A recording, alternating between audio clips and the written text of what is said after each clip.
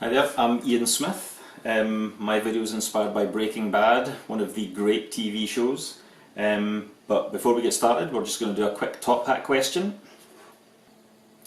So this Breaking Bad inspired video will show me A. Dispose of a corpse in a barrel of hydrofluoric acid, B. Cook a sweet batch of glass, C. Make a battery to jumpstart a mobile meth lab, D. Steal 1,000 litres of methylamine from a train, or E. Use thermite to melt through steel plate.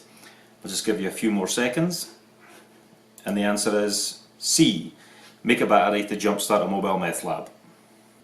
Okay, so we're just going to look at the setup of the experiment. We've got an ice cube tray, and each section of the ice cube tray is filled with white vinegar, which is acetic acid. Also in each section we have one of these. Now this is a galvanized washer which provides zinc, and it's attached to a copper wire which provides the copper. So individually each one of these acts as a battery. It will generate electricity, but it won't generate enough to run the experiment. So we have 11 of these linked together in series, which basically increases the voltage of the experiment, increases the voltage of the cell.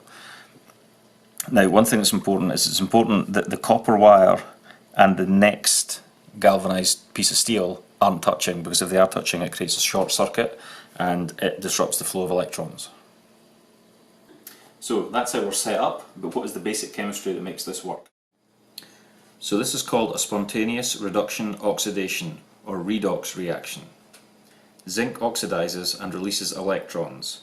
This creates an electron difference between the copper and the zinc, causing electrons to flow in a loop through each cell from the zinc, the negative anode, to the copper, the positive cathode, through the vinegar, the acetic acid electrolyte, and into the zinc of the next cell. The current continues to circulate in this manner until the circuit is closed, and the current can pass through the string of LEDs, lighting them up and demonstrating the flow of electricity. Okay, so that's the basic chemistry.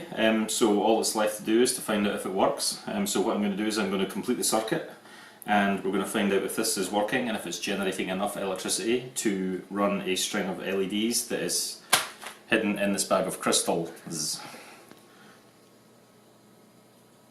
Success.